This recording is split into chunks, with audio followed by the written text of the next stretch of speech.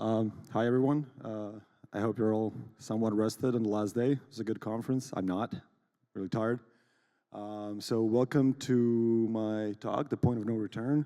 So the topic is basically going to revolve around loyalty systems, incentivizations, point systems that we all love. Oh, just a second. So a bit of an introduction. So we're going to talk about points and loyalty systems in general, how they work in Web 2, how we can make a transition to Web 3, some common pitfalls that we're seeing with the current incentivization designs, and then maybe suggestions at what effective strategy might be in Web 3. So to start off, like users are feeling milked, farmed. There's a lot of expectation of a future profit without any immediate tangible rewards for the user. And so it creates this little storm of users feeling they're milked, protocols don't like it, they don't want to launch it, but then the competitive protocol launches it, has a good user acquisition, so they feel forced into it. So there's a lot of like short-sightedness and not long-term thinking in how these protocols should be designed or how these incentivization mechanisms should be designed.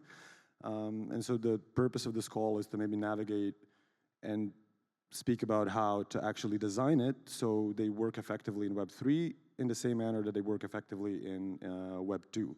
So a few initial presumptions before the talk is loyalty systems work, and they work really well in Web 2 at least.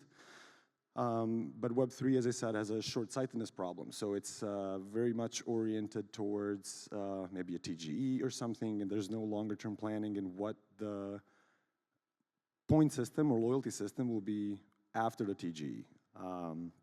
So there's kind of a goal optimization problem in a way. And what I see happening down the line is probably a proliferation of loyalty as a service or point as a service systems that actually spend a lot of time figuring the game theory mechanics behind it and offer like modular plug-and-play systems that other protocols can plug into and maybe adapt to their specific protocols. So first off, these numbers are here to show not just the effectiveness of loyalty systems in Web 2, but the psyche of customers in general. So 84% of consumers are more likely to stick with a brand that offers a loyalty program. The most successful loyalty programs boost 15 to 25% annual revenue for companies. 65% of companies' revenue usually comes from the repeat business of existing customers. It's order of a magnitude more expensive to get a new customer rather than keep an upsell to an existing one. 77% of consumers say that they remained loyal to a specific brand for 10 years or more, for that matter. And so the way they organize it to make it work, to make it effective, and the ability that it opens up, if it's effective, is first of all, as a brand, you have the ability to develop a different type of relationship with the customer that kind of transcends the transactional aspect of it. So a lot of people, when they're buying an Apple iPhone or Apple products, it's not just the product, it's the status that comes with it. Or it can be, the higher you go in the luxury scale, it's even more extreme to that. You cannot buy a specific Ferrari if you don't already have a few of them and stuff like that. And it's a very effective method of creating a very dynamic relationship between the brand and the customer. But in order for a brand to be able to do it, it needs to be very data-driven. So what that means is you have to really understand who your customers are, how you cater to them. The value proposition differs by each customer. It's not a point system for everyone. It's a tiered point system for specific users, and they're getting specific benefits based on their behavior and stuff like that. And so the crux of the issue that's kind of replicable in Web 2 and Web 3 is this dynamic between business economic side of what you're giving as value versus how much it costs you basically, and how much can you lower it in a way that the customer is still happy? So in order to do that, there needs to be a very clear segmentation and understanding of user behavior, what they do, how they do it. And this is something that we still haven't really figured out how to translate into Web3. Like most protocols, unless they're a large team with a lot of people on data side, they don't really know who their users are. They don't know what makes specific type of user tick, how to cater to a specific user. And this is a prerequisite to actually start figuring out, okay, we have to give something, but the value we're giving cannot be more than it's needed for a specific objective. So the value proposition has to always follow strictly what the objective in the end is. If you give more value, you're basically losing a shit ton of money as a company with no potential upside on the consumer side, right? And so to kind of explain it in more practical terms, we're going to use two protocols, Protocol A and B. They're both designing loyalty systems, and Protocol A has a North Star volume. And so volume is easily incentivized in short term, very difficult to do it on long term in some like scalable manner unless you have unlimited resources. And so what Protocol A would end up doing, they would use, whatever the protocol is, but maybe hopping on narratives on Twitter and using Treasury to give out rewards, partnering with protocols or projects that have a 2-week attention span just for this kind of immediate short-term spikes. But what ends up happening is that when when the music stops, when you stop the incentives, it's done. Most of the users and volume they're basically falling off a cliff. Versus a Protocol B where a benchmark or a North Star might be habit creation. And so in order to have that as a North Star, you have to understand, okay, what are the habits or the actions that are most beneficial to us, what type of user is doing it, at what frequency they're doing it, and how you use that to basically bake it into the incentive program so you push the user into a very desired outcome. And when you do it in that manner, what ends up happening is you didn't really push users to do things they do just for the incentivization. So you've figured out what the behavior is, what they're already doing, and you've proceeded with that so that there's the expectation of a future profit of a reward through a loyalty program is minimized because the user is already doing something they are doing. You're just pushing them to do it more at your protocol versus a competitor. And so what it leads to is a more long-term type of strategy where when the habit is created, it's created. And a lot of times, when it's created, it's very difficult to remove it again, even though some new shiny protocol might come, but this is going to be baked into your muscle reflex. And so one of the notions that we try to design at a Jumper is, what do we want the user to do? And for me, it's, user wants to bridge or swap. I want him to do Control-T and start typing Jumper.exchange. It has to be the first thought that they do. And so here, this is just a little small example. In March, we've noticed that we're not happy with the ratio of same-chain swaps versus cross-chain swaps. So we gave a little bit more prominence in our loyalty system to same-chain swaps, followed with an educational campaign of same-chain swap competitiveness that a lot of users maybe didn't know, or they've used 1inch or Uniswap or whatever it might be.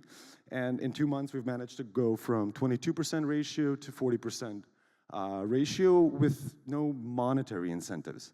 And then on top of that, what ended up happening as well is we grew our market share in same-chain swaps from 0.11% to 0.26%. And so it's a small growth, but that small growth is about $60 million of new volume per week. So this is kind of the example of the more longer-term habit creation in the loyalty system. And so this is, we all know these protocols. We're all collecting their points. The problematic part is they all have kind of a finite end, and that's the TGE.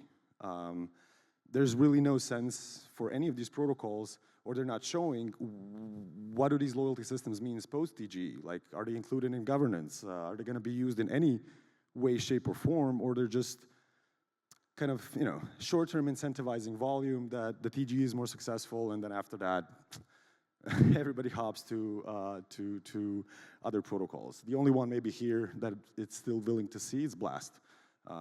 It's still ongoing, so we'll see how that ends up. And so the pitfalls in the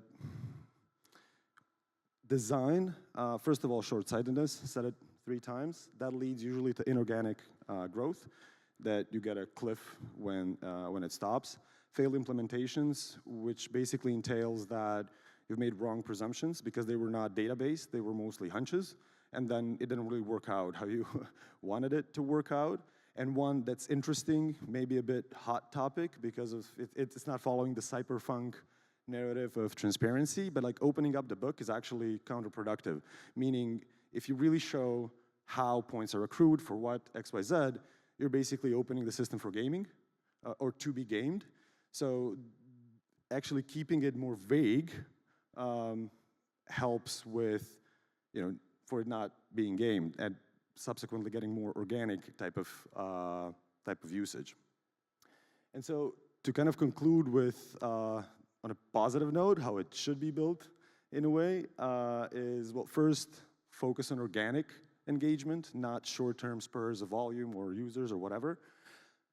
Data, and this is something I think is crucial to Web3, not just in the sense of the loyalty pass, but in general, we're really falling behind in terms of understanding the users, at least at a level that maybe like Web2 companies do, and that really hurdles the data, the decision-making process and kind of building out these systems.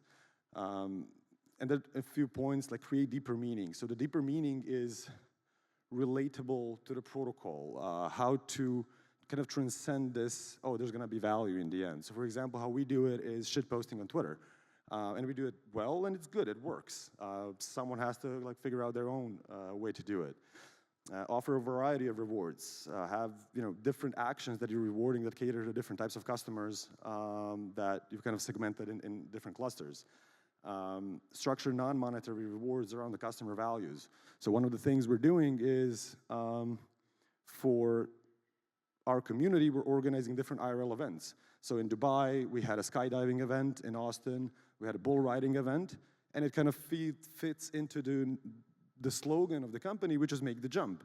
And you make the jump, the new chains, kind of exploring the unknown. You have to be brave to do it.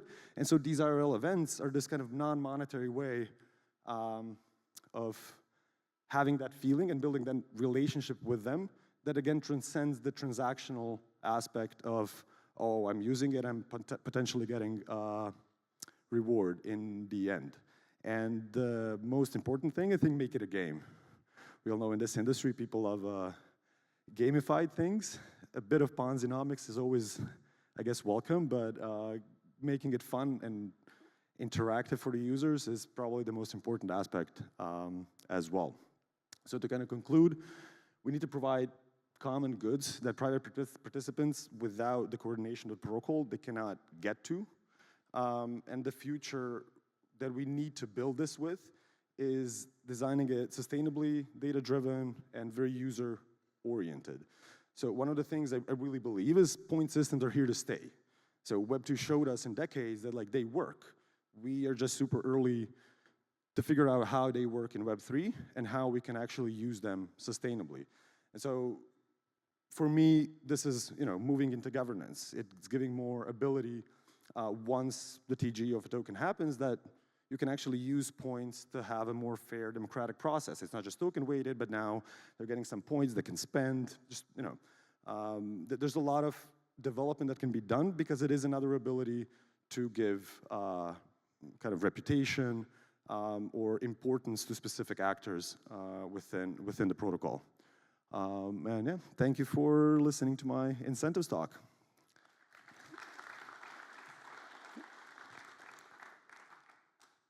Open to questions, if there's any.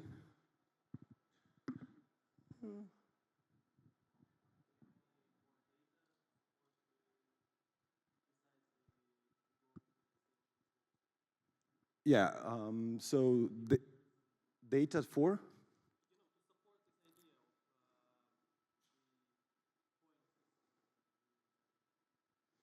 Well, we have like the growth, for example, of number of users. So we've implemented our loyalty system August 15th last year. And since then, we've had 500,000 unique new users. And out of these, about 350,000 are actually actively participating in the loyalty program, where they participate in the campaigns and stuff like that. So those we would attribute to the growth of the like success of the loyalty system, right?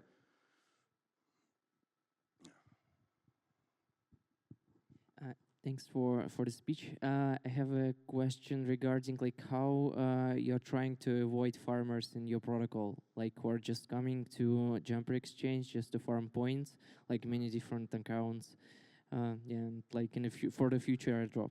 Yeah, so it's really difficult to do it at this level. So one of the things that we have implemented is you cannot grow more than one level a month. So there's a big aspect to time to it. So while we cannot 100% stop farmers, we can make it that it's actually like really time intensive to do it. And that's kind of it. Once we actually get into clustering, you can notice that there's a lot of like, clustered players. But for once, if there's no governance and stuff like that, it doesn't really make that much difference now, in a way, to do like, KYC, Sybils and stuff like that. So it's mostly like trying to organize a system that is just like more difficult or more expensive or more time prohibiting for you to grow 100 wallets, for example. Mm-hmm. Okay, and also like, what if I will create a script and generate, I don't know, like 1,000 different wallets, and for every of this wallet, I will get the first level, and I can do like the same in the next month and all this stuff. It will be the same. Like there could be many different like farmers like this. Yeah, but if we do like regular cluster checks, it's on us to remove you, right? Mm-hmm. So it's not, the protocol is not designed in a way that it's super inviting to farmers. There's a lot easier things to farm. And also there's no token, nobody ever talked about the token, so it's just this like Twitter hype in a way. But yeah, no sense in like developing super elaborate and expensive methods to stop people from doing it, because they don't know what's at the end of that road, right? And then if we notice that there's like skewness of rewards, for example, to specific subset of clusters of wallets, we're going to remove them because we want the actual community members to do it. And then the second part as well is that there's an off-chain aspect to it as well. It's not just on-chain.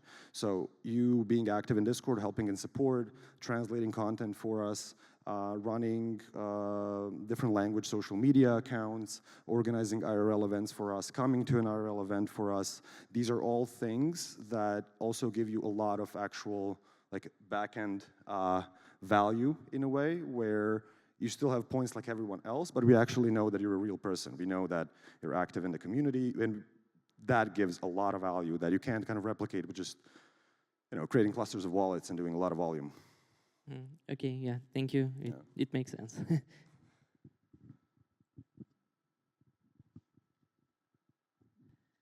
What's the next real-life event where someone can jump? So the next one is going to be at ETCC, but we don't know yet what it will be. The idea is we try to find something that's like, local to the place we're at. The problem is Brussels is the most boring city in Europe. So it's a bit of a struggle to find something authentic there. Yeah? Okay. Yeah? Okay. We'll find it. Done.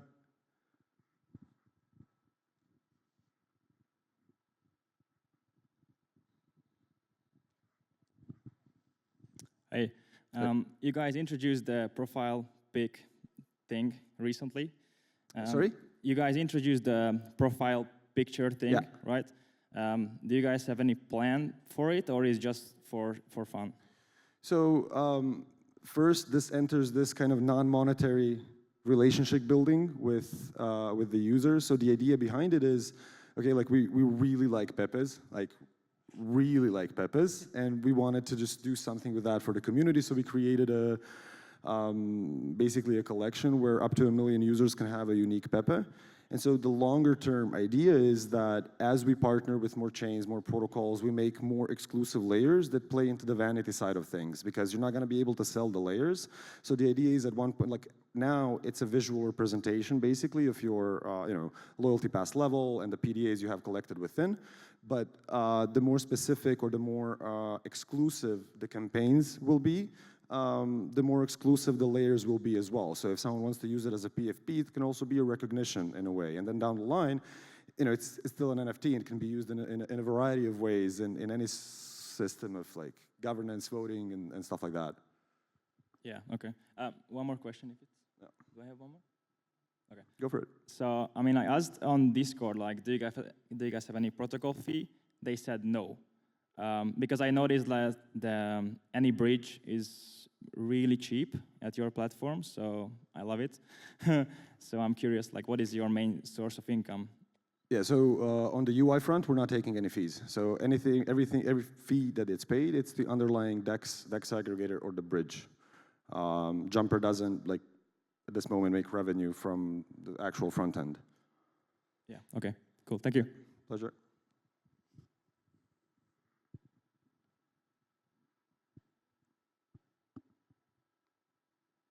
Done?